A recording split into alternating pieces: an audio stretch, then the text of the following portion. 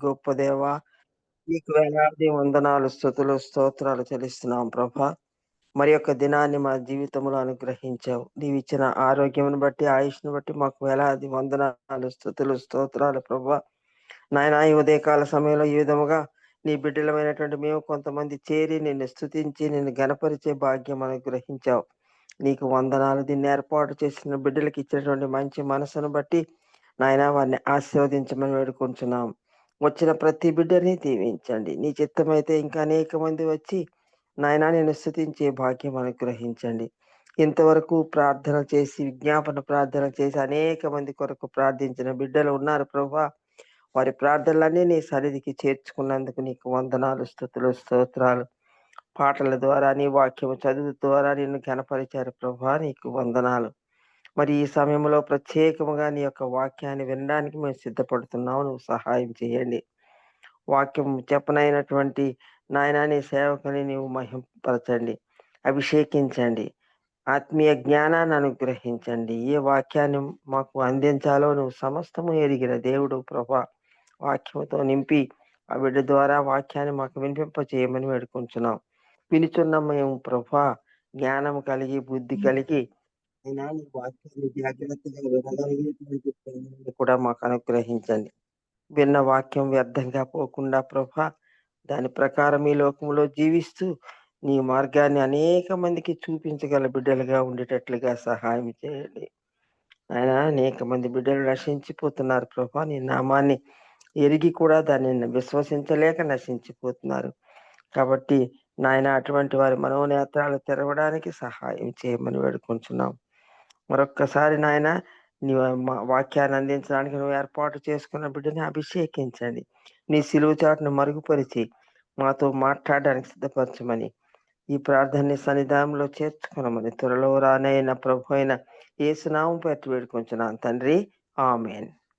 ఆమేన్. ఆమేన్. Praise Lord sister గారు. దేవుని నామానికి మహిమ కలుగును గాక.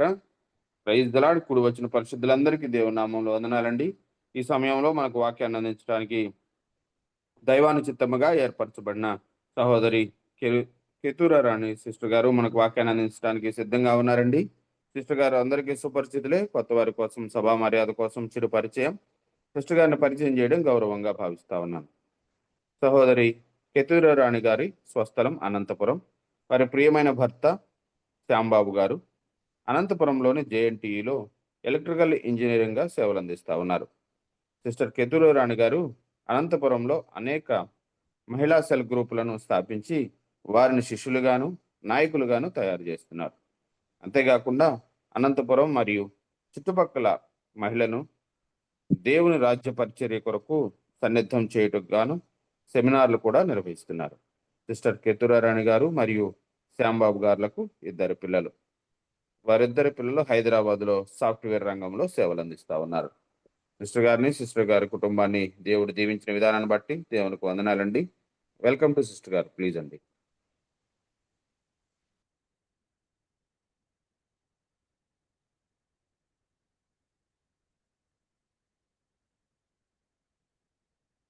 ఈ వర్చువల్ ప్రేయర్ ఫెలోషిప్ వారు నన్ను వాక్యం చెప్పడానికి ఆహ్వానించినందుకు అందరికీ వందనాలు.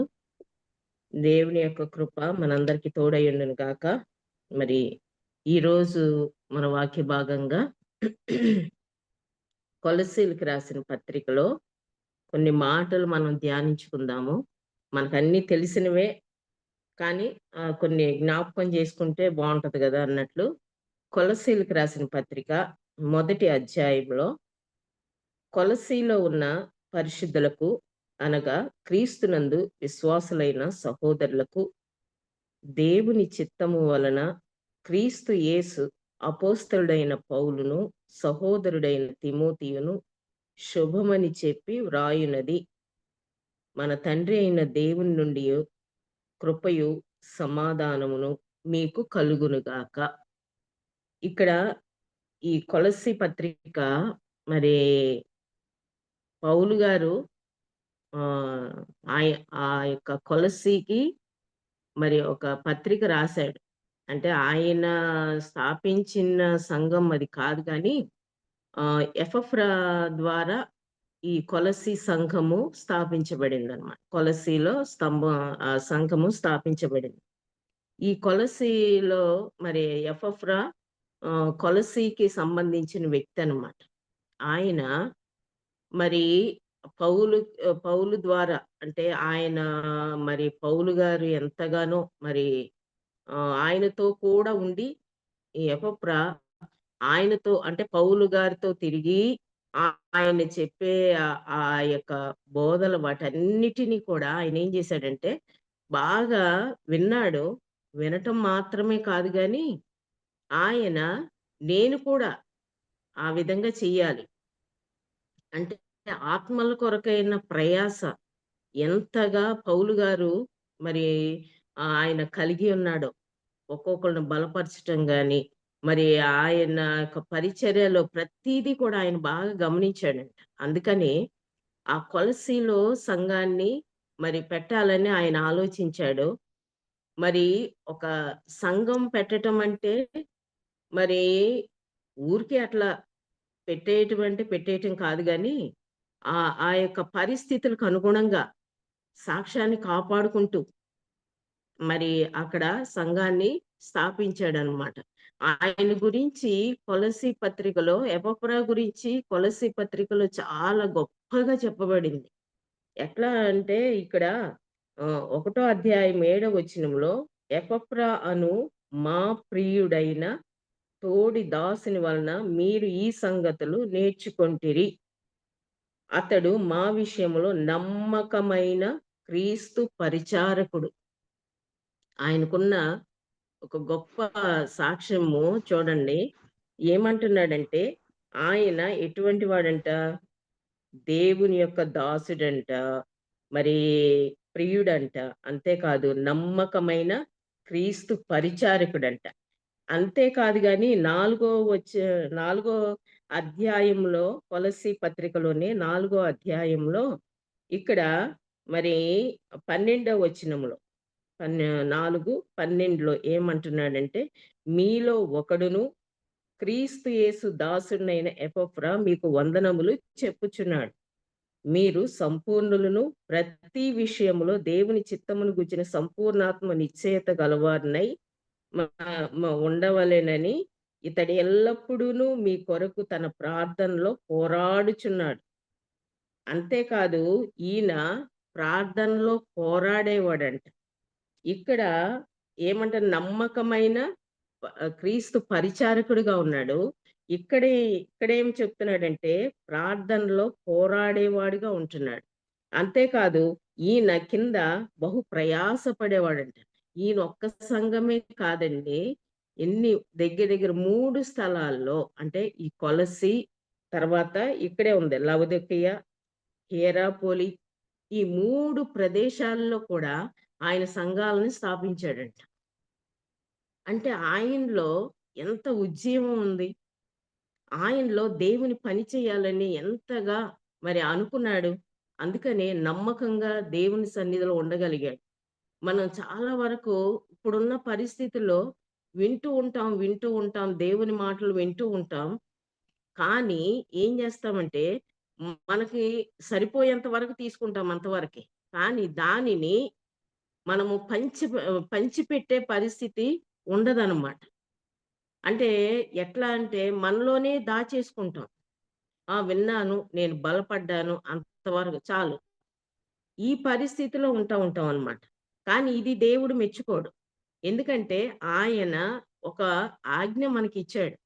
ఏంటంటే సర్వ సృష్టికెళ్ళి సువార్తను ప్రకటించండి. అంటే మనం వినటం మాత్రమే కాదు, మనం నేర్చుకోవడం మాత్రమే కాదు గానీ, మనం ఏం చేయాలంట? వెళ్ళి ప్రకటించాలి. ఇతరులకి ఎవరైతే మరి ఆ పరిస్థితులు, అంటే దేవుణ్ణి మరి నిజ దేవుణ్ణి ఎరగని పరిస్థితుల్లో ఉంటున్నారో వారిని మనం ఏం చేయాలి?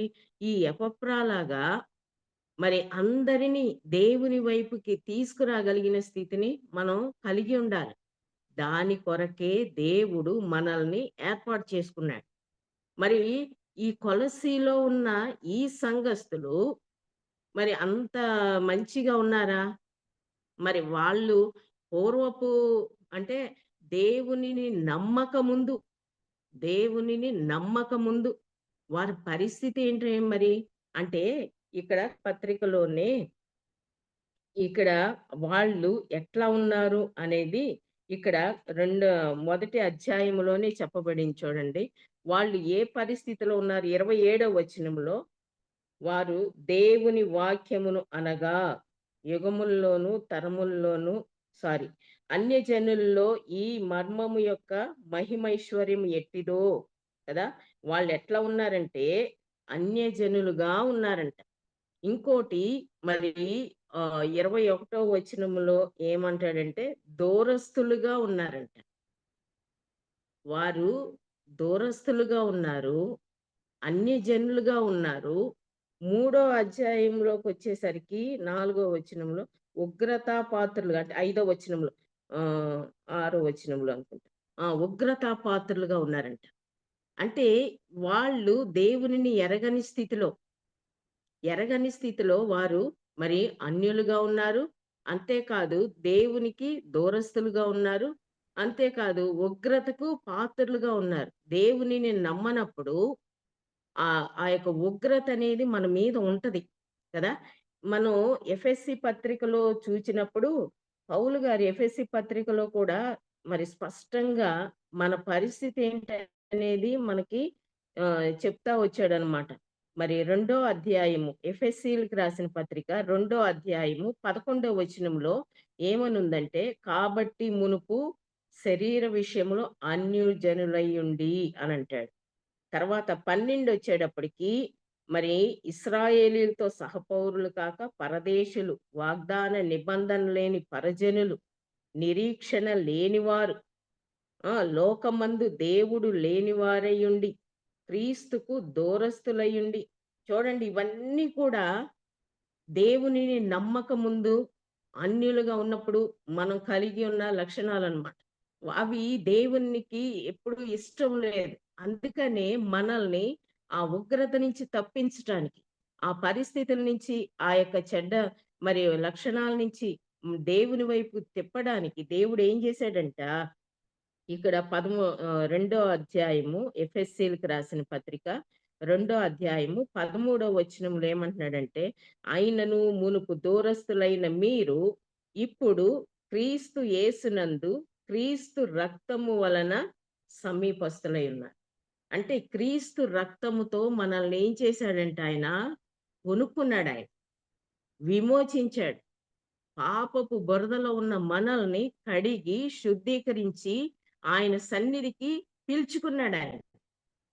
అంటే మనం కావాలని రాలేదు, కానీ ఆయనే మనల్ని ఏం చేశాడంటే ఎంతో ప్రేమించి మనం నశించిపోవడం ఆయనకి ఇష్టం లేదు కాబట్టి కదా ఈ లోకానికి ఆయన నశించిన దానిని వెదకి రక్షించడానికి వచ్చాడు. లోకాసు వార్త 19:10లో ఉంది కదా. మరి అటువంటిది మరి ఆయన నశించిన దానిని వెదకి ఏది మనం నశించిపోతుంటే ఆయన చూడలేకపోయాడు. ఉగ్రతకు పాత్రలవుతుంటే చూడలేకపోయాడు దేవుడు. అందుకనే ఆయన ఈ లోకానికి వచ్చి రక్తమాంసముల్లో పాలివారై ఏం చేశాడంటే మన కొరకు ఆ శిలువ త్యాగం చేశాడు. మన పాపాలన్నీ పరిహరించాడనమాట. ఇంక నేను ఎప్పటికీ జ్ఞాపకం చేసుకోను అని కూడా చెప్పాడు. మరి ఈ లోకంలో ఈ పరిస్థితిలో ఉన్న నిన్ను దేవుడు రక్షించినప్పుడు నువ్వు ఏ విధంగా మార్చబడ్డావు? ఈ కొలస్సీ పత్రికలో ఇదే చెప్తాడనమాట. ఎట్లా అంటే మొదటి వచనంలో కొలస్సీలో ఉన్న పరిశుద్ధులకు అనగా క్రీస్తునందు విశ్వాసులైన సహోదరులకు దేవుని చిత్తము వలన క్రీస్తు యేసు అపోస్తలుడైన పౌలును సహోదరుడైన తిమోతిను శుభమని చెప్పి వ్రాయనది. వాళ్ళు దేవునిని నమ్మిన తర్వాత, అంటే ఈ కొలస్సీలో ఉన్న ఈ సంఘము దేవునిని నమ్మిన తర్వాత వాళ్ళు ఎట్లా మార్చబడ్డారంట? పరిశుద్ధులుగా మార్చబడ్డారు. పరిశుద్ధులుగా మార్చబడ్డారంటే వాళ్ళు ఏం చేశారు? క్రీస్తునందు వారు విశ్వాసం ఉంచారు. కాబట్టి దేవుడు వారిని ఏం చేశాడంట? ఆ! వారి యొక్క మనస్సు, వారి యొక్క హృదయము ఏం చేశాడంట, మరి ఆయనకి ఎప్పుడైతే క్రీస్తుకి అర్పించారో వారిని దేవుడు పరిశుద్ధులుగా చేశాడంట. ఆ పరిశుద్ధులుగా చేయటం అనేది ఒక్కసారే అయిపోద్దండి. అంటే పరిశుద్ధులుగా దేవుడు మరి ఒక్కసారి చేస్తాడు. చేసిన తర్వాత దానిని మనం ఎప్పుడు కూడా ఏం చేయాలంటే కాపాడుకుంటా ఉండాలి. ఆ పరిశుద్ధతని కాపాడుకుంటా ఉండాలి. ఒక్క రోజు గాదు, 2 రోజులు కాదు. జీవితాంతము అది జరిగే ప్రక్రియ అన్నమాట. అంటే క్రైస్తవ జీవితానికి అది ఎంతో ముఖ్యమైంది కదా! ఈ పరిశుద్ధత అనేది మనం కాపాడుకుంటూ అంటే మనం ఎప్పుడు కూడా ఏమనుకుంటామంటే ఒకసారి దేవుడు మామూలుగా యేసు ప్రభువుని నమ్మేసేసి తర్వాత మనము ఆహ్, వా చర్చికెళ్ళి వాక్యం చదివేసేసి, బైబిల్ చదివేసి ఇదే గదా! అని అనుకుంటాం గాని కాదండి. మనము వాక్యము చదివి, ప్రార్థన చేస్తా, మన జీవితాల్లో ఒక మార్పనేది ఆ! క్రమంగా వస్తా ఉంటదనమాట. అంటే క్రీస్తు పోలిక పరిశుద్ధ పరచటం అనేది దేవుడు వాక్యము ద్వారా మనకి అనుగ్రహిస్తా ఉంటాడు. మరి అది మనము ఇక్కడ హెబ్రీయులకి రాసిన పత్రిక 10వ అధ్యాయంలో ఇక్కడ హ్మ్. ఎక్కడ 10వ వచనం చూడండి. హెబ్రీయులకి రాసిన పత్రిక 10వ అధ్యాయము 10వ వచనంలో యేసు క్రీస్తు యొక్క శరీరము ఒక్కసారే అర్పింపబడుట చేత ఆ చిత్తమును బట్టి మనము పరిశుద్ధపరచబడి ఉన్నాము. అంటే దేవుడు తన్ను తాను మన కొరకు అప్పగించుకున్నాడు, అర్పించుకున్నాడు. కాబట్టి మనం ఏమయ్యామంట పరిశుద్ధపరచబడి ఉన్నాము. అదే 14వ వచనం కూడా చూడండి అక్కడే. ఒక్క అర్పణ చేత ఆయన పరిశుద్ధపరచబడు వారిని సదాకాలమునకు సంపూర్ణులుగా చేసున్నాడు. సదాకాలం అంటే ఒకరోజు అయ్యేది కాదు గదా! ఒక్కసారి కాదు. సదాకాలము నువ్వెట్లా ఉండాలి? సంపూర్ణంగా అంటే దేవునిలో పరిపూర్ణమైన విశ్వాసం. సంపూర్ణంగా ఆయనని నీ హృదయములో ప్రతిష్ఠించుకోవాలి. అప్పుడు నీ జీవితం ద్వారా దేవుడు గొప్ప కార్యాలు చేయడానికి ఆ! దేవుడు సిద్ధంగా ఉంటాడు. ఏ మ మా మనం నామకార్థంగా ఉన్నప్పుడు దేవుడు మనల్ని ఏం చేయలేడు కానీ, ఎప్పుడైతే దేవునిలో లోతైన అనుభవంలోనికి మనం వెళ్తా ఉంటామో, అప్పుడు దేవుడు తన చిత్తాన్ని మనకి తెలియపరుస్తా ఉంటాడు. నువ్వేం చెయ్యాలి? నా కొరకు నువ్వు ఈ విధంగా చెయ్యాలి. మాట్లాడుతా ఉంటాడు. చాలా మంది సాక్ష్యం చెప్తా ఉంటారు చూడండి. ఇదిగో నేను ఈ విధంగా చేశాను. ఈ విధంగా దేవుడు నాతో మాట్లాడాడు. ఈ విధంగా నేను దేవుని సన్నిధిలో కనిపెట్టినప్పుడు దేవుడు నాతో మాట్లాడాడు. తన వాక్యం ద్వారా ఈ విధంగా సాక్ష్యాలు చెప్తా ఉంటారు గదా! ఆ అనుభవంలోనికి మనం ఎప్పుడైతే వెళ్తా ఉంటామో, ఈ లోకంలో ఈ లోకంలో మనము పరిశుద్ధంగా జీవిస్తూ దేవునిని మహిమపరుస్తాం. అంతేకాదు ఆయన చిత్తాన్ని మనము నెరవేరుస్తామనమాట. ఆ పరిశుద్ధత అనేది ప్రతి క్రైస్తవుడు కలిగి ఉండాలి కదా! ఎందుకంటే దేవుడు కోరుకునేది కూడా అదే. ప్రతి ఒక్కరూ పరిశుద్ధంగా, పవిత్రంగా జీవించాలి. ఆయన పరిశుద్ధుడు గాబట్టి మనం కూడా పరిశుద్ధంగా జీవించాలని దేవుడు తెలియచేస్తా వస్తున్నాడు ప్రతిసారి కూడా. కానీ చూపుల ద్వారా, మాటల ద్వారా, ప్రవర్తన ద్వారా ఎన్నో సార్లు మళ్ళీ పాపాల్లో పడిపోతా దేవుడు మన పట్ల చేయాలనుకున్న దానిని అది నెరవేర్చకుండా చేసేసుకుంటున్నాం మనమే. అందుకనే ఆ ఉగ్రత నుండి తప్పించబడాలనే దేవుని యొక్క ఆశ కదా! పరిశుద్ధులుగా చేశాడు. మరి ఆ కొలస్సీ సంఘస్థులు తర్వాత విశ్వాసులుగా ఉన్నారంట. ఈ విశ్వాసులైన వారు ఎట్లా ఆళ్ళు అంటే, విశ్వాసులైన వారిని దేవుడేం చేస్తాడంట, వాళ్ళ పక్షాన ఉంటాడంట. ఇక్కడ ఆహ్, అపోస్తల కార్యాల గ్రంథంలో 5 అధ్యాయము 14 వచనం చూడండి. 5 అధ్యాయము 14 వచనంలో ఏమంటాడంటే, ప్రజలు వారిని ఘనపరచుచుండిరి.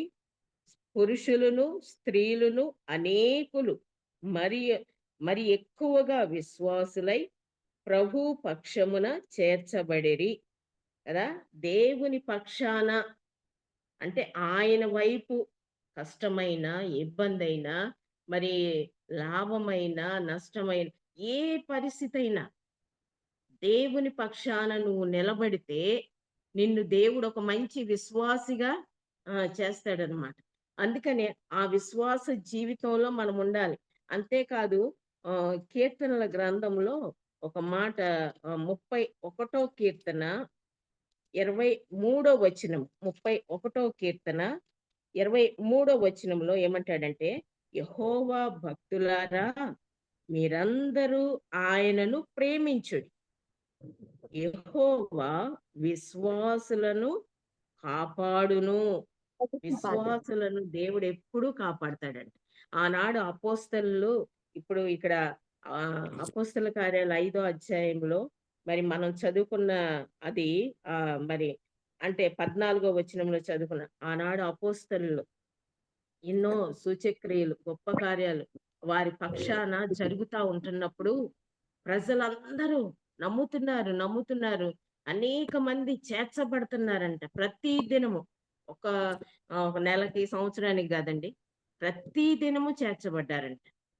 మరి అప్పుడున్న దేవుడు ఇప్పుడు కూడా ఉన్నాడు గదా! కానీ ఎందుకని ఇప్పుడు వచ్చిన వారే వస్తారు. విన్నవారే వింటారు. నూతన ఆత్మలు రాలేకపోతున్నాయి. ఎందుకో తెలుసా? వాళ్ళు మరి అప్పుడున్న ఉజ్జీవము ఇప్పుడు చాలా మందిలో లేదు. మామూలుగా ఎట్లా రొటీన్ అన్నమాట. రొటీన్. విశ్వాసన ఎప్పుడు చేసేదేగా అన్నట్లు. కానీ కాదండి. ఎప్పుడు కూడా నూతనంగా కనిపించాలి మన విశ్వాసం. ఎప్పుడు నూతనమైన వ్యక్తులుగా మనము దేవుని ఎదుట ఉండాలి. ఉజ్జీవింపబడాలన్నమాట. దాని కొరకే ఈ అంచె దినాల్లో మరి ఎక్కువగా చల్లారిపోయిన ప్రేమలు, చల్లారిపోయిన పరిస్థితుల నుంచి దేవుడు మనల్ని తప్పించడానికి అనేక సార్లు, అనేక మందితో మనతో మాట్లాడుతా ఉంటాడు. ఎంత వాక్యం వింటున్నాము, ఎంతగా హెచ్చరింపబడుతున్నాము, ఎంతగా బోధించబడుతున్నాము. కానీ జీవితాలు ఎందుకని ఉజ్జీవింపబడట్లేదు? అంటే మనము ఇయన్నీ నాకు తెలుసులే. ఇయన్నీ మనం విన్నవే అనే ఉద్దేశమే కానీ, దీనిలో నేనేమి తెలుసుకున్నాను? ఏమి నేర్చుకున్నాను? ఇప్పుడు దేవుడు మాట్లాడిన మాటల్లో నేనేమి నేర్చుకుంటున్నాను? ఇవన్నీ ఎవరైతే ఆలోచిస్తారో, వారు నిజంగా దేవునికి మంచి విశ్వాసులుగా ఉంటారు. వారి పక్షాన దేవుడుంటాడు. వారిని దేవుడెప్పుడు కాపాడుతా ఉంటాడు. కదా! అటువంటి స్థితిలోనికి రావాలి. ఈ కొలసి సంఘము, ఆ సంఘస్థులు ఇటువంటి పరిస్థితిలో ఉన్నారంట. అందుకని పౌలు గారు అంటున్నాడు, వారు పరిశుద్ధులుగా ఉన్నారు, విశ్వాసులై ఉన్నారు. ఇంకోటేంటంటే వారు సహోదరులుగా ఉన్నారంట. కదా! వారు సహోదరులు వారు సహోదరులు అంటే ఒక రక్తము చేత కొనబడిన వారు. కదా! ఆ రక్తము చేత దేవుడే మరి ఈ మాట మన సహోదరులనే మాట దేవుడే పరిచయం చేశాడండి. అది మనము మత్తయి సువార్తలో 23వ అధ్యాయంలో 23వ అధ్యాయము ఇక్కడ 8వ వచనములో మత్తయి సువార్త 23, 8వ వచనములో మీరైతే బోధకులని పిలవబడవద్దు. ఒకడే మీ బోధకుడు. మీరందరూ సహోదరులు. దేవుడు స్పష్టంగా మాట్లాడుతున్నాడు. బోధకులని పిలిపించుకోవడం అంటే అందరికి ఇష్టమే గదా! బోధిస్తున్నారు అనంటే ఒక ప్రత్యేకత ఉంటది. వాళ్ళకొక ఘనమైన స్థితి ఉంటది అని అనుకుంటారు. కానీ దేవుడు అంటున్నాడు, ఈ బోధకులని పిలవబడొద్దు మీరు. ఎందుకంటే ఈ బోధకులకి ఏముంటదంట? రెండంతల తీర్పు. ఎందుకంటే మనం బోధిస్తా ఉంటాము. ఆ ప్రకారం జీవించలేకపోతే దేవునికి దేవునికి ఇష్టం ఉండదట్లా. అందుకనే రెండంతల తీర్పు ఉందని ఎరిగే దేవుడు అంటున్నాడు, బోధకులని పిలువబడొద్దు. బోధకుడు ఒకడే, దేవుడే, పరిశుద్ధాత్మ దేవుడు. అంతేకాదు ఇక్కడ అందుకని మీరందరూ సహోదరులు కదా! సహోదరులు అని పిలువబడండి. దేవుడు పరిచయం చేశాడు ఈ మాట. అందుకనే కొత్త నిబంధనలో ఎక్కువగా ఈ సహోదరులనే మాట ఎక్కువగా కనిపిస్తా ఉంటుంది.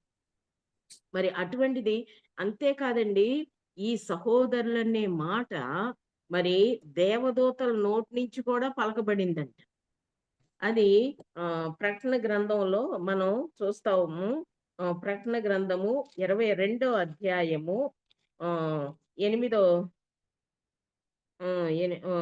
9వ వచనంలో, వద్దు సుమి, నేను నీతోనూ ప్రవక్తలైన నీ సహోదరులతోనూ ఈ గ్రంథమందున్న వాక్యములను గైకొను వారితోనూ సహదాసుణ్ణి. దేవునికే నమస్కారం చేయమని చెప్పాను. యోహాను ఆ దేవదూతకి సాష్టాంగ నమస్కారం చేస్తుంటే ఆ దేవదూత అంటున్నాడనమాట అక్కడ. ఏమని? నాకు అట్లా సాగిల పడకూడదు, దేవునికి మాత్రమే సాగిల పడాలి. నేను ఆఫ్టర్ ఆల్ ఎవరిని? ఇక్కడ అంటున్నాడు, నీతోనూ ప్రవక్తలైన నీ సహోదరులతోనూ.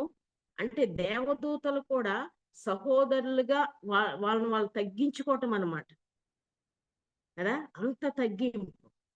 ఇక్కడ ప్రకటన గ్రంథంలోని 12వ అధ్యాయము 12వ అధ్యాయంలో ఎక్కడంటే 10వ వచనం, అంతే 10వ వచనంలో, మరియు ఒక గొప్ప స్వరము పరలోకమందు ఇలాగు చెప్పుట వింటిని, రాత్రింబగళ్ళు మన దేవుని ఎదుట మన సహోదరుల మీద నేరము మోపువాడైన అపవాది కదా. సహోదరుల మీద అంటే దేవుని యొక్క రక్తములో కడగబడిన వారు, సహోదరులుగా మరి దేవుని చేత పిలువబడిన వారు, వారి మీద అపవాది ఎప్పుడు ఏం చేస్తాడంట? నేరం మోపుతా ఉంటాడంట. అంటే వారు నేరం మోపుతాడంటే వారు పరిశుద్ధులై ఉంటేనే కదా. ఒకవేళ వారిలో తప్పులు ఉన్నాయనుకో ఇంక నేరం మోపే పరిస్థితి ఏమి ఉండదు కదా. కాబట్టి వాళ్ళ మీద ఇప్పుడు యోబును చూడండి. యోబును చూస్తే ఆయన నిజంగా ఆయనలో అన్ని దేవుడు మంచి లక్షణాలు చూశాడు. ఆ యోబులో న్యాయవర్తుడు, యథార్థవంతుడు, ఇవన్నీ ఆయన దేవుని యందు భయభక్తులుగా ఇవన్నీ దేవుడు చూస్తున్నాడు, ఆయన ఆ లక్షణాలు కలిగి ఉన్నాడని. కానీ అపవాది మాత్రం ఒకటే అంటున్నాడు, ఊరికే ఉన్నాడా? నువ్వు అంతగా హెచ్చించే ఆయన్ని ఆస్తిపరుడు కాబట్టి, ఆయన ఆశీర్వదించావు కాబట్టి అందుకే అట్టున్నాడు.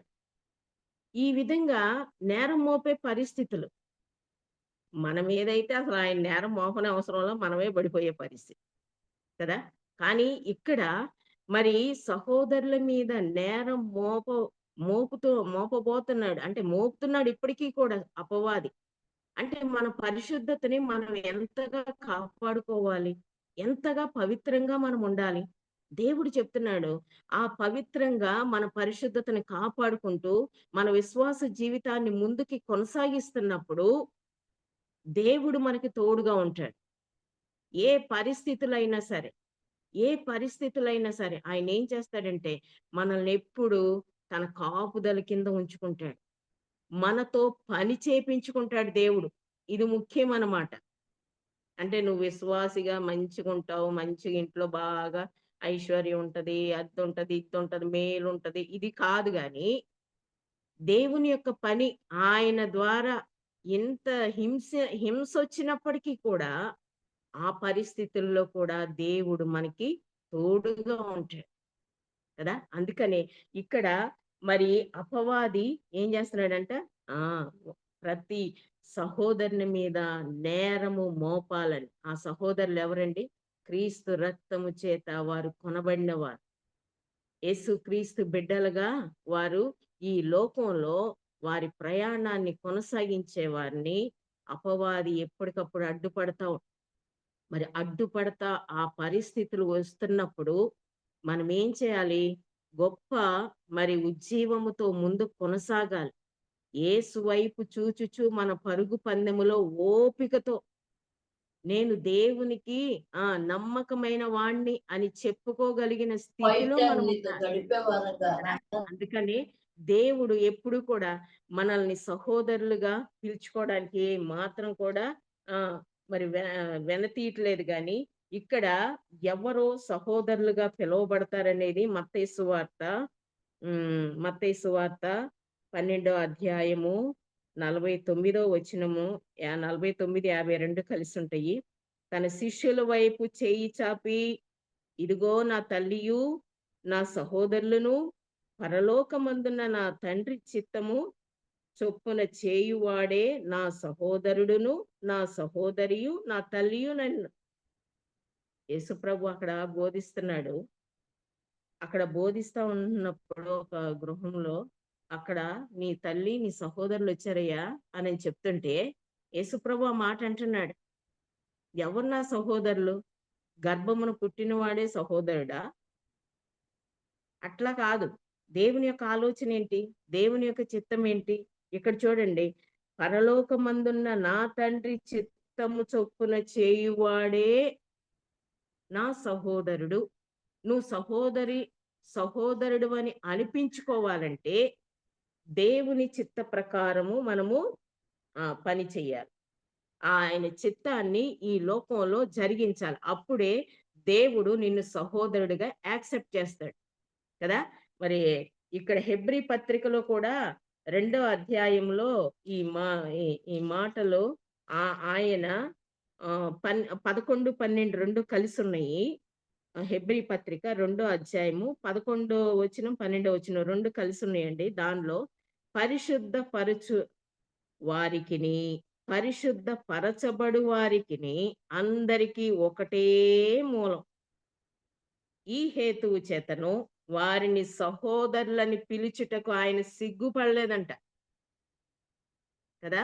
మరి ఎప్పుడు సిగ్గుపడడంట? ఆయన చిత్తము చేసినప్పుడు. ఆయన చిత్తము మన జీవితంలో జరిగించినప్పుడు మనము ఆయనకి సహోదరులుగా ఉంటాం కదా! ఈ కొలస్సీలో ఉన్న సంఘాన్ని దేవుడు మరి పౌలు గారు ఇక్కడ చెప్తా ఉన్నాడు. వారు ఎట్లా ఉన్నారంట? పరిశుద్ధులుగా ఉన్నారంట. రెండవదిగా విశ్వాసులై ఉన్నారంట. వారు ఇంకా సహోదరులుగా ఉన్నారంట. మరి ఇటువంటి సహోదరత్వంలోనికి నువ్వు నేను వచ్చామా? ఇది మనం ప్రశ్నించుకోవాలన్నమాట. మరి ఈ ఎపఫ్రా గారు 3 చోట్ల సంఘాలని నడిపిస్తా ఉన్నాడు గదా! మరి ప్రతి వారిని కూడా దేవునిలో సంపూర్ణంగా చెయ్యాలని ఆయనొక ఆశ. అందుకనే ప్రయాస పడుతున్నాడు పౌలు దగ్గర నేర్చుకుని. అంతేకాదు ఈ యొక్క కొలస్సీ సంఘంలో మరి వారిలో కొన్ని యోగ్యతలు ఉన్నాయంట. అవేంటో మనం చూద్దాం చూడండి. కొలస్సీలకు రాసిన పత్రికలోనే 1వ అధ్యాయము 3వ వచనంలో 3, 4 కలిసి ఉన్నాయండి. పరలోకమందు మీ కొరకు ఉంచబడిన నిరీక్షణను బట్టి క్రీస్తు యేసునందు మీకు కలిగి ఉన్న విశ్వాసమును గూర్చియు, పరిశుద్ధులందరి మీద మీకున్న ప్రేమను గూర్చియు. చూడండి, ఈ 3 లక్షణాలన్నమాట. ఏది? నిరీక్షణ, విశ్వాసము, ప్రేమ. ఈ 3 కూడా ఆ సంఘస్థులు కలిగి ఉన్నారంట. అంటే ఈ దేని మీద నిరీక్షణ? పరలోకమందు మీ కొరకు ఉంచబడిన నిరీక్షణ. ఆ నిరీక్షణ వారు కలిగి ఉన్నారు. ఈ కొలస్సీ పత్రికలోనే కాదండి, ఇక్కడ తెస్సలోనిక పక్కనే ఉంటది. తెస్సలోనికయులకు రాసిన పత్రికలో కూడా 1వ అధ్యాయము 2వ వచనంలో విశ్వాసముతో కూడిన మీ పనిని, ప్రేమతో కూడిన మీ ప్రయాసను, మన ప్రభువైన యేసుక్రీస్తునందలి నిరీక్షణతో కూడిన మీ ఓర్పును మేము మన తండ్రి అయిన దేవుని ఎదుట మానక జ్ఞాపకం చేసుకుంటున్నాం. చూడండి, వాళ్ళల్లో కూడా ఏముందంట? విశ్వాసముతో కూడిన పని, ప్రేమతో కూడిన ప్రయాస కదా! యేసుక్రీస్తునందలి నిరీక్షణ. ఈ తెస్సలోనికే సంఘము వాళ్ళకి కూడా అంతేకాదు, రెండో పత్రికలో కూడా సేమ్ అదే చెప్తాడు చూడండి. ఒకటో అధ్యాయంలోనే ఇక్కడ 3వ వచనము. సహోదరులారా, మేమెల్లప్పుడు మిమ్మును గూర్చి దేవునికి కృతజ్ఞతాస్తుతులు చెల్లించుచున్నాము. కృతజ్ఞతాస్తుతులు చెల్లించుటకు బద్ధులమై ఉన్నాము. ఇది యుక్తమే. ఏలయనగా మీ విశ్వాసము బహుగా అభివృద్ధి చెందుచున్నది. మీ అందరిలో ప్రతివాడు ఎదుటివాని ఎడల చూపు ప్రేమ విస్తరించుచున్నది. అంతేకాదు, అందువలన మీ హింసలన్నిటిలోనూ మీరు సహించుచు, శ్రమల్లోనూ మీ ఓర్పును విశ్వాసమును చూచి మేము దేవుని సంఘములు మీ యందు అతిశయపడుతున్నాం. ఎప్పుడైతే మనలో నిరీక్షణ, విశ్వాసము, ప్రేమ ఉంటదో, నిజంగా ప్రతి ఒక్కరు ప్రతి ఆ యొక్క సంఘాలని చూచి దేవుడు అతిశయపడుతూ ఉంటాడు. అబ్బా ఎంత బాగా! పౌలు గారు కూడా అదే, బా ఎంత బాగున్నారు మీరు, నిరీక్షణ కలిగి ఉన్నారు. కొరింథీ పత్రిక 13వ అధ్యాయంలో, మొదటి కొరింథీ పత్రిక 13వ అధ్యాయంలో మరి 13, 13లో ఏమంటాడంటే, విశ్వాసము, నిరీక్షణ, ప్రేమ, ఈ 3 నిలుస్తాయంట. అంటే ఈ 3 కూడా దేవునికి మనకి ఎప్పుడు ఒక మంచి సహవాసాన్ని కలిగేటట్లు చేస్తాయి అన్నమాట. ప్రతి క్రైస్తవుడు కలిగి ఉండాల్సింది నిరీక్షణ కదా! అంటే ఎట్లా అంటే, మనము మన యొక్క పౌరస్థితి ఎక్కడుంది? పరలోకమందుంది అని ఎవరైతే గ్రహించగలుగుతారో, ఎవరైతే మన పౌరస్థితిని బట్టి అతిశయిస్తారో, మన పౌరస్థితిని బట్టి మరి దేవుడు నాకు ఆ పరలోకంలో ఆ పరలోకానికి నన్ను వారసుని చేస్తాడనే విశ్వాసం ఎవరికైతే ఉంటదో, నిజంగా ఆ పరలోక భాగ్యాన్ని కలిగి ఉండడానికి ప్రతి ఒక్కరూ నిరీక్షిస్తారనమాట కదా! అందుకనే ఈ ఈ యొక్క నిరీక్షణ మన్నెప్పుడు కూడా మన విశ్వాసాన్ని ఎప్పుడు అభివృద్ధి పరుస్తా ఉంటది కదా! దేవునిలో మనం ఎప్పుడు కూడా నిరీక్షణ కలిగి ఉండాలి. ఎందుకంటే మనము ఆ యొక్క పరలోకములో ఉండాలని ప్రతి ఒక్కరికి ఆశ కలిగి ఉంటది. ఇప్పుడు ఎవరు పరలోకానికెళ్తారు అనంటే అందరూ చేతులెత్తారు కదా! అందరికి ఆశే. కానీ దాని కొరకు ప్రయాసపడేది ఎంతమంది కదా! మన జీవము గాని, మరి ఆ యొక్క ప్రభువు వచ్చినప్పుడు ఆ యొక్క మన జీవాన్ని ఆ పరలోకంలో భద్రపరుస్తాడు గదా! అందుకని ఆ విశ్వాసము, ఆ యొక్క మహిమ శరీరముతో ఆ పరలోక రాజ్యములో కదా! ఆ పరలోక రాజ్యములో మరి మనం ఉంటాము అని ఒక శుభప్రదమైన నిరీక్షణ మనం కలిగి ఉండాలి అనుదినం కదా! మరి ఆ జీవముతో కూడిన నిరీక్షణ నువ్వు నేను కలిగి ఉన్నప్పుడు నిజంగా మనం ఎట్లా ఉంటామో తెలుసండి. ఇక్కడ హెబ్రీయులకి రాసిన పత్రికలో 6వ అధ్యాయము 18, 19 18వ వచనం. ఈ విధంగా దేవుడు తన సంకల్పము నిశ్చలమైందని తన వాగ్దానమునకు వారసులైన వారికి మరి నిశ్చయముగా కనపరచవలనని ఉద్దేశించిన వాడై, తాను అబద్ధమాడజాలని నిశ్చలమైన 2 సంగతులను బట్టి మన ఎదుట ఉంచబడిన నిరీక్షణను చేపట్టుటకు కదా! మన ఎదుట ఉంచబడిన నిరీక్షణను చేపట్టుటకు శరణాగతులమైన మనకు బలమైన ధైర్యము కలుగునట్లు ప్రమాణము చేసి వాగ్దానమును దృఢపరిచెను. ఈ నిరీక్షణ నిశ్చలమును స్థిరమునై మన ఆత్మకు లంగరు వలె నుండి తెర లోపల ప్రవేశించుచున్నది. మన ఆత్మకి లంగరు వలె ఈ నిరీక్షణ పనిచేస్తుంది. ఒకానొక సమయంలో మనకు అనిపిస్తుంది, ఎలా మనము ఒక్కోసారి చల్లారిపోయిన స్థితికి వచ్చేస్తాం. అంటే అన్ని బానే ఉంటాయి, అన్ని మామూలుగానే ఉంటాయి. కానీ ఏం చేసుకుంటాంలే, ఎప్పుడు ఉండేదే కదా! ఇదొక నిరుత్సాహ స్థితిలోనికి వచ్చేస్తాం. ఒక నిర్లిప్తంగా ఉంటాం ఒక్కోసారి. ఆ పరిస్థితుల్లో నుంచి దేవుడు మనల్ని తప్పిస్తా ఉంటాడనమాట. ఇదిగో ఇదిగో పరలోకం ఉంది. ఆ పరలోకంలో నాతో కూడా ఉండే భాగ్యం ఉంది అని దేవుడు ఎప్పటికప్పుడు మనల్ని ఏం చేస్తాడంటే బలపరుస్తా ఉంటాడు. అందుకనే ఆయన సన్నిధిలో మనం ఎట్లా ఉన్నామంట? శరణాగతులుగా ఉన్నామంట. ఆయన శరణాన్ని ఆశ్రయించే వారంగా కదా! దేవుని ఎదుట మనము మరి ఆ విధంగా దేవునిలో అనుదినము మరి, మరి శరణాగతులంగా ఉంటూ ఆయనిచ్చే ఆ పరలోక రాజ్యములో నేనుండాలి. ఆ పరలోక రాజ్యాన్ని నేను స్వతంత్రించుకోవాలి. ఎప్పుడైతే ఆ పరలోక రాజ్యములో నేనుంటానో, అప్పుడు దేవునితో ఆయన సన్నిధిలో నేను సంతోషించే భాగ్యము నాకుంది కదా! అందుకనే కొలస్సీ పత్రికలో ఈ మాటలంటాడు గదా! పరలోకమందు మీ కొరకు ఉంచబడిన నిరీక్షణ. కదా!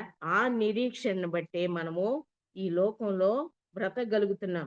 ఇక్కడ యోహాను పత్రిక, మొదటి యోహాను పత్రిక 3 అధ్యాయము 3 వచనములో ఆయన యందు ఈ నిరీక్షణ పెట్టుకొనిన ప్రతి వాడును ఆయన పవిత్రుడై ఉన్నట్టుగా తన్ను పవిత్రునిగా చేసుకొనును.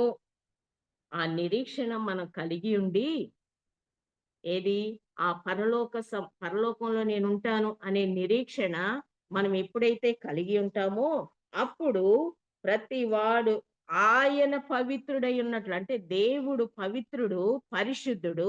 ఆ పవిత్రతను మనం ఎల్లప్పుడూ కాపాడుకుంటా ఉండాలి. అందుకని పరిశుద్ధులుగా ఉన్న వారికి అని అంటాడు కదా పౌలు గారు. ఆ పరిశుద్ధులుగా ఉన్న వారిని దేవుడు ఏం చేస్తున్నాడంటే తన నిత్య రాజ్యానికి వారసులుగా చేయడానికి ఒక నిరీక్షణ అనేది మనకి ఇచ్చాడనమాట. ఆ నిరీక్షణతోనే మనం బ్రతకాలి. ఎలా? పవిత్రంగా మనం కాపాడుకుంటూ కదా! అందుకనే ఇంకో మాట పేతురు రాసిన రెండవ పత్రికలో ఆహ్, మూడో అధ్యాయము, మూడో అధ్యాయము ఆహ్, 11, 12 2 కలిసున్నాయండి. దానిలో నాలుగో లైన్‌లో నేను చదువుతున్నా.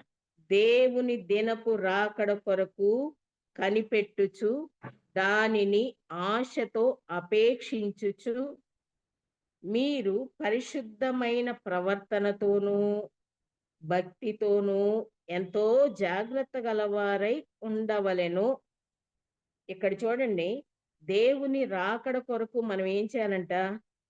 ఆశతో అపేక్షించాలంట. నిజమే. దేవుని రాకడ కొరకు అందరూ ఎదురు చూస్తా ఉంటారు. ఆ ఎదురు చూచేది మంచిదే. కానీ సిద్ధపాటు ఉందా లేదా? ఆ సిద్ధపాటు ఎట్లా ఉండాలంట? ఆ! మరి పరిశుద్ధమైన ప్రవర్తన, భక్తి, జాగ్రత్త. ఎంతో జాగ్రత్తంట. ఆ జాగ్రత్తతో మనం దేవుని రాకడ కొరకు అపేక్షించు. ప్రభువా ఎప్పుడొస్తావు? వచ్చినప్పుడు నేను సిద్ధంగా ఉన్నానా లేదా? వచ్చినప్పుడు నిన్నెదుర్కొనే శక్తి నాకుందా లేదా? ఇవన్నీ కూడా మనం ఏం చేయాలంటే కనిపెట్టుకుంటూ ఉండాలి. అదే సిద్ధపాటనమాట. అది ఎప్పుడైతే మనం కలిగి ఉంటామో, మనలో నిరుత్సాహం రాదు. ఇంకా వెనక చూసే పరిస్థితి కూడా రాదు. ఎందుకంటే దేవుని భయం కలిగి ఉంటాం. జాగ్రత్త కలిగి ఉంటాం అన్నమాట మనం. అందుకనే దేవుని సన్నిధిలో ఉన్న నువ్వు, నేను మెలకువ కలిగిన స్థితి కలిగి ఉన్నామా లేదా? లేదా ఏ పరిస్థితులు, ఏ మత్తులు కదా! ఆ! ఏ మత్తు దేవునికి మరి నీకు అడ్డంగా ఉంటుంది. నిద్రమత్తు ఒకటే గాదండి. దేవునికంటే ఎక్కువగా దేన్ని ప్రేమిస్తున్నావు అది కూడా కదా! దేవునికి నీ యొక్క హృదయములో స్థానం ఇచ్చినప్పుడు ఆయనదే ఫస్ట్ ప్రయారిటీ అంతే. ఇంకే విషయంలో కూడా ఎప్పుడైతే నువ్వు అట్లా ఉంటావో, అప్పుడు దేవుడేం చేస్తాడంటే నిన్ను మరి ఎప్పటికప్పుడు సరిచేస్తా ఉంటాడు. ఎప్పటికప్పుడు నీలో ఉన్న మరి తనకు కావాల్సిన లక్షణాలన్నీ పెట్టుకుంటా వస్తాడనమాట. అందుకనే నీ ప్రవర్తన అంతటి యందు ఆయన అధికారానికి నువ్వు ఒప్పుకోవాలి. అప్పుడు అప్పుడు దేవుడు నీలో గొప్ప కార్యాలు జరిగిస్తాడు. నీ జీవితంలో లోటనేది ఉన్నా, ఆ లోటుని చూచి నువ్వు బాధపడవు గానీ, ఆ లోటుని బట్టి దేవుణ్ణి మహింపరిచే స్థితి నువ్వు కలిగి ఉంటావు. మరి అటువంటి విశ్వాసములోనికి అంటే అటువంటి నిరీక్షణలోనికి మనం రావాలి. అంటే ఇప్పుడు యోబు అంటాడు గదా! దేవుని వలన మేలే అనుభవిస్తామా? కీడు అనుభవింప తగదా? ఆయన ఎన్నో సమస్తాన్ని పోగొట్టుకున్న తర్వాత ఆ మాట అంటాడు. కానీ మనమైతే ఒక్కడు పోతేనే ఎంతో సణుగుతాం. ఎన్ దేవుని మీద ఎంత ఏ ప్రభువా ఎట్ట చేత్తన్నావు నువ్వు? నిష్ఠూర పడతావన్నమాట దేవుని మీద. కానీ మన ప్రవర్తన దేవునికి అంగీకారంగా ఉంటుందా లేదా? అది మనం గమనించుకోవాలి మొదట. ఎక్కడ తప్పు జరుగుతుంది కదా! ఆ నిరీక్షణ మనల్ని ముందుకు కొనసాగించాలి గానీ, ఆ నిరీక్షణతో ఎళ్తాను పరలోకంలో ఉంటాను. మంచిదే. నువ్వు అనుకోవడం మంచిదే. కానీ ఆ సిద్ధపాటు దేవునికి అప్పజెప్పు. దేవునికి అప్పజెప్పినప్పుడు తప్పుకోకుండా దేవుడు మనల్ని ఆ విధంగా ఉండడానికి సిద్ధపరుస్తాడు. ఆయన చేతిలో ఉండాలి మనం అంతే. కదా! ఇంకా రెండోది ఈ కొలస్సీ పత్రికలో మొదటి అధ్యాయము 3 వచనంలో మనం చదివాము. పరలోకమందు మీ కొరకు ఉంచబడిన నిరీక్షణ. రెండోదేంటంటే క్రీస్తు యేసునందు మీకు కలిగియున్న విశ్వాసం. కదా! ఈ విశ్వాసము విశ్వాసానికి కర్త అని మన దేవుణ్ణంటారు గదా! మరి విశ్వాసానికి కర్త అయిన ఆయనని మనం వెంబడించేటప్పుడు దేవుడంటాడు, ఆవగింజంత విశ్వాసం ఉంటే చాలులే. అంటే ఆవగింజంత విశ్వాసం కూడా మనకుండదా? ఉండొచ్చేమో. అంటే ఈ కొండనెళ్లి సముద్రంలో పడంటే అట పడిపోద్ది అని చెప్తాడు. అంటే మనకది కూడా లేదని అనేమో. అందుకని అంటే ఆవగింజతో దేవుడెందుకు పోల్చాడంటే అది ఆవగింజ భూమిలో నాటినప్పుడంట మహావృక్షమయ్యి అనేకమైన పక్షులకి అది నీడనిచ్చేదిగా ఉంటది. ఆశ్రయం ఇచ్చేదిగా ఉంటది. మన విశ్వాసం కూడా అట్లా ఉండాలన్నమాట. మన విశ్వాసం ఎంత వరకు ఉంటది? అంటే మేలు కలిగేంత వరకు ఉంటది. మేలు చేసినప్పుడు దేవుడు ఆహా! మన విశ్వాసం అంతకంతకు అభివృద్ధి చెందుద్ది. కానీ ఎప్పుడైతే విరోధంగా ఉంటుందో, అంటే మనం అనుకున్నది జరగట్లేదో, అప్పుడు క్రమంగా ఏమైపోద్ది? తగ్గిపోతా. అంటే మనకే కాదండి, యేసు ప్రభువుతో పాటున్న శిష్యులకు కూడా అదే పరిస్థితి. అందుకని చాలా సార్లు ఆయన్ని అల్ప విశ్వాసులారా, అల్ప విశ్వాసులు ఎన్ని సార్లన్నాడో. అంటే ఆయనతో కూడా ఉంటూ కూడా ఆ విశ్వాసాన్ని వారు చూపించలేకపోయారు వాళ్ళు. కానీ తర్వాత వారు యేసుప్రభు మరి వెళ్ళిపోయిన తర్వాత పరిశుద్ధాత్మ పొందుకున్న తర్వాత వారు మరి నిజంగా భూలోకాన్ని తలకిందులు చేసేవాళ్ళుగా మరి అంత గొప్ప పరిచర్య, అంత గొప్ప విశ్వాసాన్ని చూపించారు. అంటే చనిపోయిన వారిని సైతము లేపగలిగిన స్థితి వాళ్ళు కలిగి ఉన్నారు. కదా! మరి నిజంగా ఇక్కడ ఆ విశ్వాసానికి కర్త, దాన్ని కొనసాగించువాడైన యేసు వైపు చూస్తా. మన ఎదుట ఒక పరుగు పందెం ఉంది. ఆ పరుగు పందెములో ఓపికతో మనము పరిగెత్తాలంట. అందుకనే ఈ విశ్వాసాన్ని అంటే దేవుని మీద నీకెంత విశ్వాసం ఉంది అనని ఆ విశ్వాసాన్ని అభివృద్ధి పరచటానికి దేవుడంట మరి మనకి ఈ బైబిల్ గ్రంథంలోనే హెబ్రీ పత్రిక 11 అధ్యాయంలో విశ్వాస వీరుల పట్టిక అనేది మనకి రాసిపెట్టుంచాడు. వాళ్ళు చూడండి విశ్వాసమును బట్టి, విశ్వాసమును బట్టి, విశ్వాసమును బట్టి ప్రతి ఒక్కరు హేబేల్ నుంచి ఉన్న భక్తులందరూ కూడా నిజంగా వారు చేసిన అంటే విశ్వాసములో ఉండి వారు చేసిన గొప్ప కార్యాలు అవన్నీ మనకి మాదిరి అన్నమాట. అందుకే దేవుడంటాడు మరి 13 12వ అధ్యాయం వచ్చేసరికి ఇంత గొప్ప సాక్షి సమూహము అంటాడు. అంటే వారందరూ మనకు సాక్షులు. ఆ సాక్ష్యము వారు కాపాడుకుంటూ దేవుని ఎదుట ఉండి, వారు దేవునికి నేనేం చేయగలను? వారి ఎదుట ఎన్నో మరి, మరి లోక సంబంధమైనవి ఎన్నున్నప్పటికీ కూడా దేవుడే నాకు కావాలి. దేవునికి నా నష్టమైన మోషే గదా! అల్పకాల పాప భోగాలు అనుభవించటం కంటే, దేవుని ప్రజలతో నింద అనుభవించటం గొప్ప భాగ్యమని ఎంచుకున్నాడంట. ఆయన ఎదుట ఎన్నెన్నున్నాయండి. సింహాసనం ఉంది. ఆ! రాజగృహం ఉంది. మంచి మరి అన్నిట్లో సకల విద్యల్లో ఆరితేరిన వ్యక్తి. అయినప్పటికీ కూడా వాటినంతటిని ఆయన ఏం చేశాడంటే పెంటతో సమానంగా ఎంచుకున్నాడాయన. అందుకనే దేవుని కొరకు ప్రయాసపడ్డాడు. ఆ విధంగా భక్తులందరినీ మనకి చూపిస్తా వచ్చాడు. ఆ చూపిస్తున్నప్పుడు వారిలో ఒక్కరిలాగైనా మనం చేయగలుగుతామా? ప్రశ్నించుకోవాలి మనం. ప్రభువా నేనెలా ఉన్నాను? నా ఆత్మీయ స్థితి ఎలా ఉంది? అవన్నీ మనం తలుచుకుంటున్నప్పుడు వేదన కలగాలి. ఒకవేళ తక్కువగున్నానా నేను? నువ్వు త్రాసులో తోస్తావంట. తూచినప్పుడు నేను తక్కువ పడతానా? ఒకవేళ తక్కువ పడితే ఏంటి నా పరిస్థితి? ఇవన్నీ ఆలోచించుకోవాల్సిన అవసరం ఉంది కదా! యోహాను రాసిన మొదటి పత్రిక 5వ అధ్యాయంలో ఒక మాట చదువుతున్నాను చూడండి. యోహాను రాసిన మొదటి పత్రిక 5వ అధ్యాయము 4, 5 వచనాలు.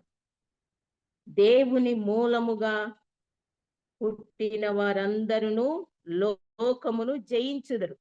లోకము జయించిన విజయము మన విశ్వాసమే. లోకాన్ని మనం ఏం చేయాలంట? జయించాలి. లోకాన్ని జయిస్తూ లోక సంబంధులుగా మనం ఉండకుండా ఎప్పుడైతే మనము లోకాన్ని జయిస్తామో ఆ విజయము మన విశ్వాసము అంటాడు కదా. ఇంకా 5వ వచనములో ఏమంటాడు? యేసు దేవుని కుమారుడని నమ్మువాడు తప్ప లోకమును జయించు వాడు మరి ఎవడు? కదా. యేసు దేవుని కుమారుడని నమ్మినవాడు తప్ప లోకాన్ని ఎవరు జయిస్తారంట? యేసుక్రీస్తు ప్రభువు. ఆయన నా కొరకు ఈ లోకానికి వచ్చాడు. రక్త మాంసంలో పాలివాడయ్యాడు. ఆయన నా కొరకు నిందలు అవమానాలు అనుభవించాడు. ఈ విధంగా నమ్మేవాడు తప్పితే ఎవరు జయిస్తారు లోకాన్ని? లోకంలో ఎన్నో ఆశలు చూపిస్తా ఉంటది లోకం. మరి పడిపోయే పరిస్థితులు ఎక్కువ ఉంటాయి. అయినప్పటికీ కూడా దేవుణ్ణి మనం ఎప్పుడైతే ఆశ్రయిస్తామో కదా, ఆయన మూలంగా మనం పుట్టినప్పుడు ఆ లోకాశలను మనము జయించగలుగుతామన్నమాట కదా. అందుకనే ఇక్కడ ఇంకో మరి ఫిలిప్పీలకి రాసిన పత్రికలో 2వ అధ్యాయము, ఫిలిప్పీలకి రాసిన పత్రిక 2వ అధ్యాయము మొదటి వచనములో, కావున క్రీస్తునందు ఏ హెచ్చరికైనను, ప్రేమ వలన ఆదరణైనను, ఆత్మయందు ఏ సహవాసమైనను, ఏ దయారసమైనను, వాత్సల్యమైనను ఉన్న ఎడలా కదా, దేవుని సన్నిధిలో మనం ఉంటూ ఎప్పుడు కూడా మన విశ్వాసాన్ని కాపాడుకుంటూ హెచ్చరిక పొందుతూ కదా ఒక సహవాసములో మనం ఉండాలి. దేవునితో సహవాసములో మనం ఉన్నప్పుడు మన యొక్క విశ్వాసాన్ని దేవుడు ఘనపరుస్తాడంట. అందుకని దేవునితో ఎప్పుడు కూడా మనము ఒక మంచి సంబంధం కదా, ఒక మంచి సంబంధం కలిగి ఉండాలి. దేవునితో అన్యోన్య సహవాసము కదా, అన్యోన్య సహవాసము కలిగి ఉండాలి. అప్పుడు మన విశ్వాస జీవితాన్ని దేవుడు ఏం చేస్తాడంట? అభివృద్ధి పరుస్తాడు. విశ్వాసులమని చెప్పుకోవడం కాదు గాని ఆ విశ్వాస జీవితంలో మనము ఏమేమి సంపాదించుకుంటున్నాం కదా, ఏమేమి సంపాదించుకుంటున్నాం, ఇవన్నీ కూడా దేవుడు చూస్తా ఉంటాడనమాట. ఈ యొక్క కొలస్సీయులకు రాసిన పత్రికలో మళ్ళీ వద్దాం చూడండి. 1వ అధ్యాయము 3వ వచనంలో, పరలోకమందున్న పరలోకమందు మీ కొరకు ఉంచబడిన నిరీక్షణ. రెండవదిగా క్రీస్తు యేసునందు మీకు కలిగి ఉన్న విశ్వాసము. తర్వాత పరిశుద్ధులందరి మీద మీకున్న ప్రేమ కదా. లాస్ట్ లో ఏం చెప్తాడు? ప్రేమ. ఈ ప్రేమ అనేది మామూలుగా ఆయన చెప్తా వస్తున్నారు కదా, బాబీ గారు. ఏది అగాపే, స్టోచి, ఫీలియా, ఇవన్నీ కూడా ప్రేమలో. కానీ దేవుని యొక్క ప్రేమ అగాపే ప్రేమ అన్నమాట. ఈ అగాపే ప్రేమ ఇక్కడ అంటున్నాడు, పరిశుద్ధులందరి మీద మీకున్న ప్రేమ. ఆ ప్రేమను మరి ఎంతో గొప్పగా అవన్నీ వింటున్నప్పుడు వారికి ఎంతో సంతోషం. అంటే పౌలు గారు అంటున్నాడు, వాళ్ళని చూడకపోయినా వారిలో ఉన్న లక్షణాలు ఏమేంటి, ఆ యోగ్యతలు ఏంటి, వారు ఎలా ఉన్నారు అనేది ఎపఫ్రా ద్వారా ఆయన తెలుసుకున్నాడు. తెలుసుకుని దాన్ని బట్టి ఆయన ఆ ఉత్తరం రాస్తున్నాడు అనమాట. దానిని బట్టి వారిని ఎంతగానో పొగుడుతున్నాడు. మీరెంత మంచిగా నిరీక్షణతో ఉన్నారు, ఎంత విశ్వాసముతో ఉన్నారు, ఎంత ప్రేమ కలిగి ఉన్నారు కదా. ఈ ప్రేమ అనే విషయంలో ఇక్కడ చూడండి, యోహాను సువార్త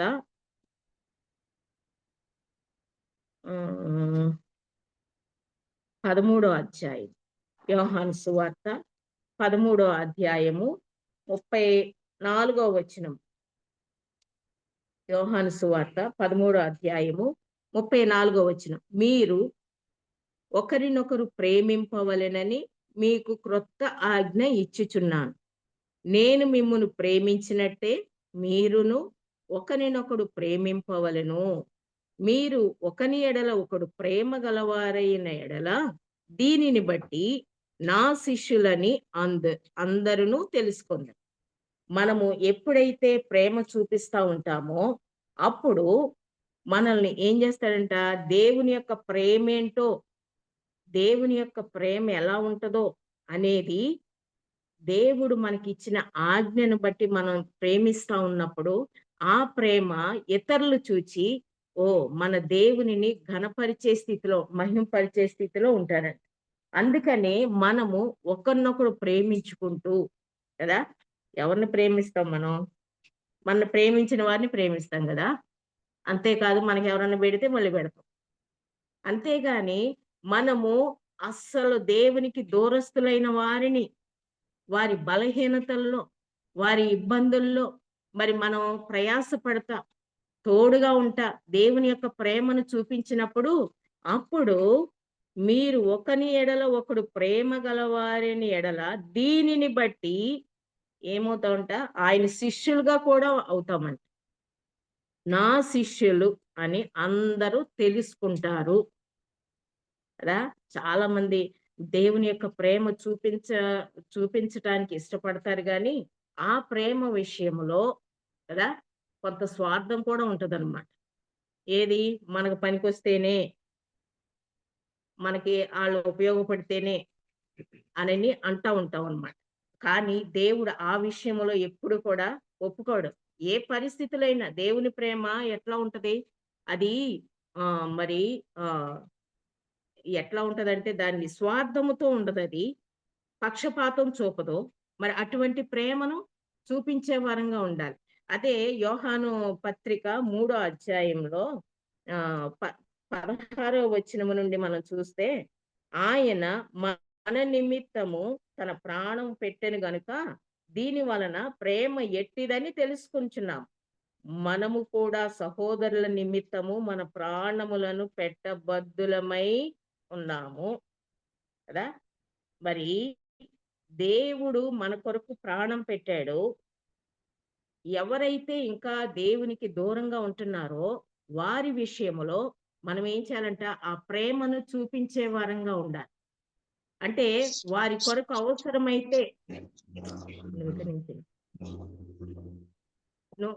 అవసరమైతే ఆ ప్రేమ దేవుడు మనకి ఏ విధంగా అయితే ప్రేమను పెట్టాడు, ప్రాణాన్ని పెట్టాడో అటువంటి ప్రాణము వారి నిమిత్తం కూడా పెట్టాలి కదా.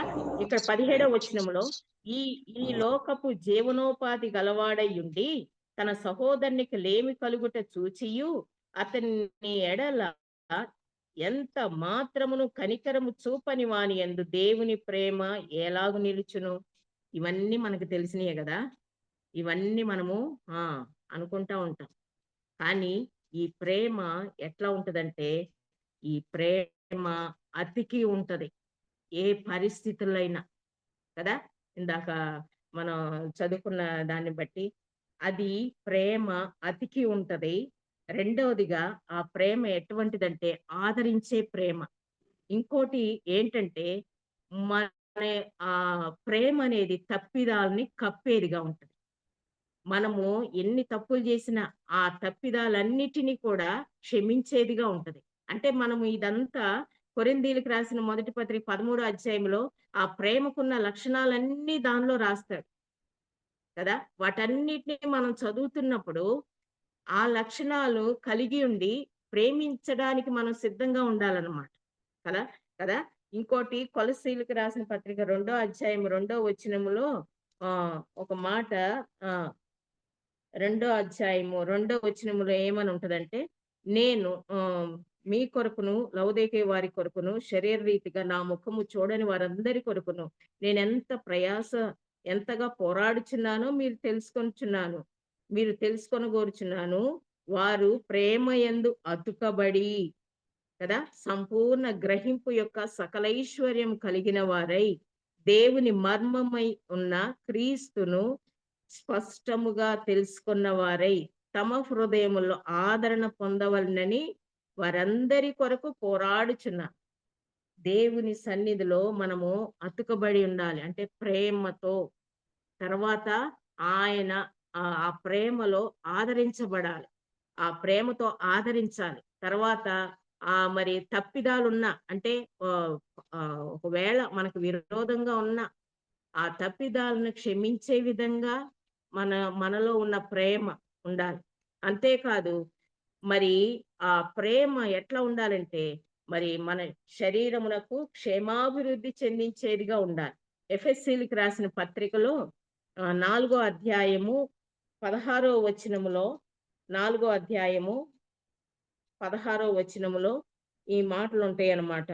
ఆయన శిరస్సు అయి ఉన్నాడు, ఆయన యందు సర్వము చక్కగా అమర్చబడి తనలో ఉన్న ప్రతి అవయవము తన పరిమాణము చొప్పున పని చేయుచుండగా ప్రతి కీలు వలన కలిగిన బలము చేత అతుకబడి ప్రేమ యందు తనకు క్షేమాభివృద్ధి కలుగునట్లు శరీరమునకు అభివృద్ధి కలుగ చేసుకొనుచున్నది కదా. ప్రేమ యందు తనకు క్షేమాభివృద్ధి కలుగ చేసుకొనుచు.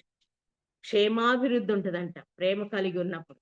ఇంకోటి ఏంటంటే ఈ ప్రేమ మరి చూస్తున్నప్పుడు మరి మనని ఎవరైతే దేవునిలో బలపరుస్తున్నారో దైవజనులకి ఏమనిపిస్తుందంటే వారికి ఆనందం కలిగిస్తుందంట.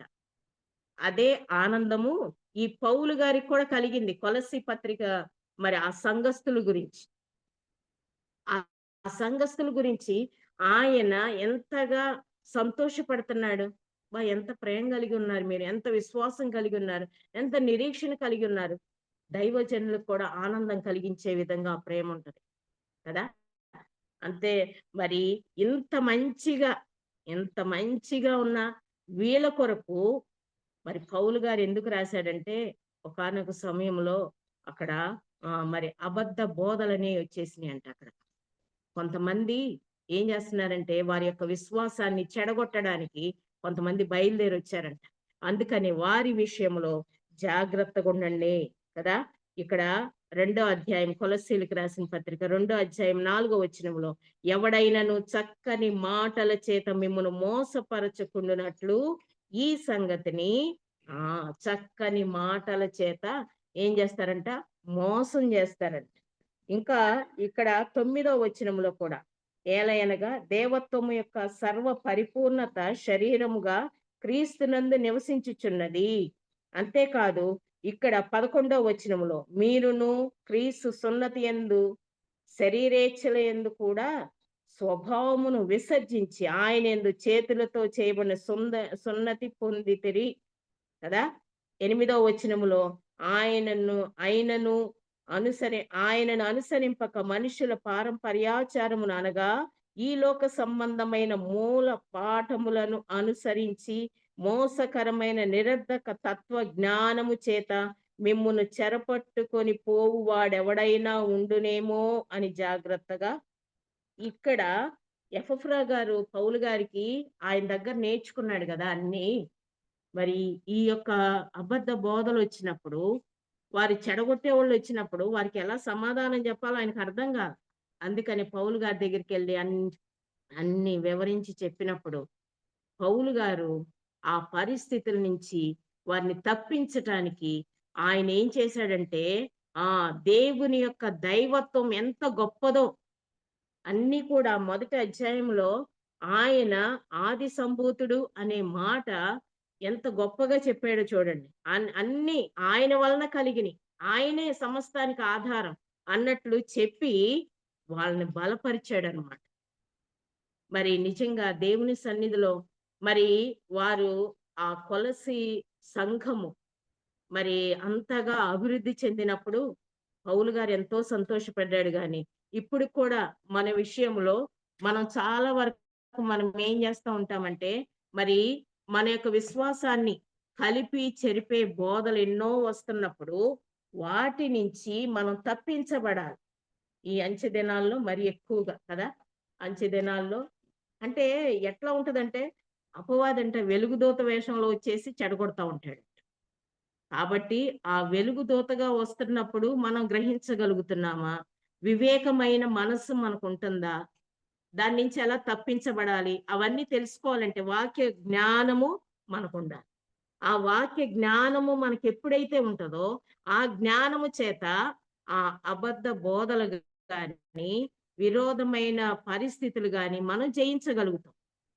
మరి ఆ విధంగా కొలస్సీ సంఘానికి పౌలు గారు రాసిన ఉత్తరంలో మరి ఎంతగా వారిని బలపరిచాడో, వాళ్ళల్లో ఉన్న ఆ యొక్క విశ్వాసం, ఆ పరిస్థితులు అవన్నీ చూచినప్పుడు ఆయన ఎంతగా సంతోషపడ్డాడో, మనం కూడా దేవునికి ఆ విధంగా సంతోషకరమైన స్థితి కలిగి ఉండేటట్లుగా మన ప్రవర్తనని జాగ్రత్తగా చూసుకుంటూ దేవునిలో ముందు కొనసాగాలి కదా. ఎపఫ్రా ఎంత ప్రయాసపడ్డాడు. 3 సంఘాలను కట్టడం అంటే మాటలు కాదు కదా. వారిని బలపరచటం అంటే మాటలు కాదు గదా. అయినప్పటికీ కూడా ఆయన దేవుని కొరకు తన సాక్ష్య జీవితాన్ని కాపాడుకుంటూ ఆయన ఎంతగా దేవునిలో ఎదిగాడో, ఆ విధంగా మనం కూడా ప్రతి నిమిషము మన యొక్క సమయాన్ని సద్వినియోగం చేసుకుంటూ, ఈ దుర్దినాల్లో మన విశ్వాసాన్ని కాపాడుకుంటూ, ఒక నిరీక్షణతో మనము బ్రతకాలని దేవుని సన్నిధిలో మనము ప్రార్థన చేద్దాం. దేవుడి మాటలు దీవించునుగా. Praise lord. థ్యాంక్ యూ అమ్మగారు. మరి చాలా చక్కని వర్తమానం అందించినందుకు వర్చువల్ ప్రేయర్ ఫ్యామిలీ తరపున మీకు ప్రత్యేక వందనాలు తెలియజేస్తున్నాను. మరి ఇప్పుడు మన మధ్యలో ఉన్న థ్యాంక్ యూ అమ్మ, ఆత్మీయ సత్యాలను బోధించినందుకు వందనాలు. ఇప్పుడు మన మధ్యలో ఉన్న బ్రదర్ జామి రవికుమార్ గారు ముగింపు ప్రార్థన, పరలోక ప్రార్థన ఆశీర్వాదం ఇవ్వాల్సిందిగా కోరుతున్నానండి. బ్రదర్ జామి రవికుమార్ గారు, ఈ రోజు మాది ఒక రిక్వెస్ట్ బ్రదర్, మాది స్లాబ్ ఉంది, హైదరాబాద్ లో వర్షం వస్తుంది, కొద్దిగా దయచేసి ప్రార్థనలో జ్ఞాపకం చేసుకుందండి. ప్రార్థన చేసుకుందాం అండి. పరిశుద్ధమైన తండ్రి, నీ బంగారు పదాలు పొందడం ప్రభా, అయ్యా తల్లి గారి ద్వారా ప్రభా విత్తిన వాక్యాన్ని బట్టి ప్రార్థన చేస్తున్నాను తండ్రి. అయ్యా నీ వల్లే తండ్రి మా సహోదరులను ప్రేమించగల కృప మాకు దయచేయమని ప్రార్థన చేస్తున్నాను తండ్రి. అవసరమైతే సహోదరుని కోసం ప్రభా ప్రాణం పెట్టగలిగే ప్రేమను ప్రభ కలిగి ఉండమన్నావు, నీ వందనాలు తండ్రి. నువ్వేదైతే ప్రేమను తండ్రి లోకంలో చూపించావు ప్రభా, స్వార్థం లేని, షరతులు లేని, హద్దులు లేని ప్రభ ప్రేమను చూపించగలిగావో, మా సహోదరులుగా ప్రేమను చూపించగలిగే భాగ్యం తెచ్చమని ప్రార్థన చేస్తున్నాను. అదే విధంగా ప్రభా సాతాను తంత్రాలను, కుతంత్రాలను ప్రభ ఎదిరించగలిగే కృప తండ్రి మాకు దయచేయమని ప్రార్థన చేస్తూ ఉన్నాం ప్రభా. అయ్యా తల్లి గారికి ఇచ్చిన వాక్య అనుభవాన్ని బట్టి, జ్ఞానాన్ని బట్టి ప్రార్థన చేస్తున్నాం. ఇంకా అనేక స్థలాల్లో బహుబలంగా వాడబడ్డానికి సహాయం తెచ్చండి. ఆమె వ్యక్తిగత జీవితంలో ఉన్న ప్రతి అవసరాన్ని ప్రభ నీ ఆశయంలో తీర్చమని ప్రార్థన చేస్తూ ఉన్నాను ప్రభా. అదేవిధంగా తండ్రి ఇది స్లాబ్ జరగబోతుంది ప్రభా, వాతావరణం ప్రతికూలంగా ఉంది తండ్రి. అయ్యా ప్రభా నువ్వు గద్దిస్తే గాలి, సముద్రం ప్రభా మిక్కిలి నిమ్మలమైన వాక్యం సెలవిస్తుంది ప్రభా. అయ్యా తండ్రి ప్రభా స్లాబ్కి ఆటంకం లేకుండా ప్రభా వాతావరణాన్ని సానుకూలపరచమని ప్రార్థన చేస్తున్నాను తండ్రి. సమస్తము ప్రభా నువ్వే ప్రారంభించి నువ్వే తండ్రి పని ముగించమని ప్రార్థన చేస్తున్నాను తండ్రి. ప్రభా సమస్య తండ్రి, ప్రభా తండ్రి అయ్యా ప్రభా సాక్ష్యంగా మార్చమని ప్రార్థన చేస్తూ ఉన్నాను ప్రభా. అదేవిధంగా తండ్రి ప్రతిరోజు ఈ విధంగా ఉదయకాలంలో దేవతని ప్రభా వాక్యం వినడానికి ఇచ్చిన ప్రభా ఈ శ్రేష్టమైన సమయాన్ని బట్టి వందనాలు తండ్రి. దీన్ని ఏర్పాటు చేసిన బాబు రత్నాకర్ గారిని మనం ప్రార్థన చేస్తున్నాను తండ్రి. దీన్ని సహకరిస్తున్న ప్రభా జాన్సన్ గారిని, స్వరూప్ గారిని, ఝాన్సీ సిస్టర్ గారిని, అదేవిధంగా ప్రదీప సిస్టర్ గారిని, తేజ్ అఫ్రెంటిస్ గారిని, కోర్టు వారిని ప్రత్యేకంగా దీవించమని ప్రార్థన చేస్తున్నాను తండ్రి. అదేవిధంగా అనేక మంది తల్లులు ప్రభా ఉదయకాల సమయంలో లేచి తండ్రి మా కోసం ప్రభా ప్రార్థన చేస్తుండగా వారిని నిండారుగా దీవించమని ప్రార్థన చేస్తున్నాను. అనేక మంది ప్రభా వాక్యం చెప్తూ ఉన్నారు తండ్రి, ఆరాధన చేస్తున్నారు. ప్రతి ఒక్కరిని పేరు పేరు జ్ఞాపకం చేసుకోండి ప్రభా. ఈ రోజు ప్రభా దేవతను ప్రభా స్కూల్స్ తిరిగి ప్రభా ప్రారంభం అవుతున్నాయి తండ్రి. అయ్యా దేవతను ప్రభా బిడ్డల రాకపోకల్లో, ప్రయాణాల్లో ఎవరైనా టీచర్గా పనిచేస్తున్న వారి యొక్క దేవతను ప్రభా వారి విషయంలో ప్రభా నువ్వే తోడుగా నేడుకుంటూ కాచి కాపాడమని ప్రార్థన చేస్తూ ఉన్నాను తండ్రి. మరి ప్రత్యేకంగా ప్రభా మేము చేస్తున్న ప్రార్థనలు జవాబిస్తున్నందుకు వందనాలు చెల్లించుకుంటూ ఈరోజు ప్రభా వాక్యం చెప్పిన బిడ్డలను, పాల్గొన్న బిడ్డలను ప్రతి ఒక్కరిని పేరు పేరు నిండారుగా దీవించి మీరే సకల మహిమగంతా ప్రభావం పొందుకోమని, విత్తబడి వాక్యం 30 దంతులుగా పని చేయమని ఈ చిన్న ప్రార్థన మా ప్రభును ప్రియకుమారుడైన యేసుక్రీస్తు వినామన అడిగి వేడుకుంటున్నాం పరమ తండ్రి. ఆమేన్. పరలోక ముందున మా తండ్రి, మీ నామం పరిశుద్ధపరచబడును గాక, మీ రాజ్యం వచ్చును గాక, మీ చిత్తం పరలోక ముందున భూమి మీద నెరవేరును గాక. మాకు కావాల్సిన దినాన్ని మీద దయచేయము, మరోసారి క్షమించే ప్రకారం క్షమించము, మమ్మల్ని శోధనలు తగ్గ కీడుని తప్పించము. ఎందుకంటే రాజ్యము, బలము, శక్తి, మహిమ నిరంతరం నువ్వు విన్నావు తండ్రి. ఆమేన్. మన తండ్రి అయిన దేవుని ప్రేమ, కుమారుడైన యేసుక్రీస్తు కృప, పరిశుద్ధాత్మ అన్యోన్య సహవాసం వాక్యం చెప్పిన దాసురాలకు, అదేవిధంగా పాల్గొన్న బిడ్డలకు, ఈరోజు తెరవబోతున్న స్కూల్స్ కు ఆయన కృప సదాకాలం తోడు నడిపించును గాక. Amen. Amen. Thank you brother. మరి ప్రార్థించిన జామి రవికుమార్ గారికి, వాక్యం అందించిన కెద్దుర రాణి గారికి ప్రత్యేక వందనాలు తెలియజేస్తున్నానండి. అట్లాగే ప్రతిదినము తమ్ముడు జాన్సన్ అప్లోడ్ చేస్తున్నారు యూట్యూబ్ లో. దయచేసి మరొకసారి ఈ మెసేజ్ మీరు వినొచ్చండి. అమ్మగారు చెప్పిన మెసేజెస్ కూడా మన యూట్యూబ్ లో అవైలబుల్ గా ఉన్నాయండి. దయచేసి యూట్యూబ్ లో బాబి రత్నాకర్ అని టైప్ చేస్తే మీకు అందుబాటులో ఉంటాయండి. మరొకసారి మీరు వినొచ్చండి. థ్యాంక్ యూ అండి. అందరికి జాయిన్ అయిన ప్రతి ఒక్కరికి వందనాలు తెలియజేస్తూ ముగించుకుందామండి. హ్యావ్ ఎ నైస్ డే అండి.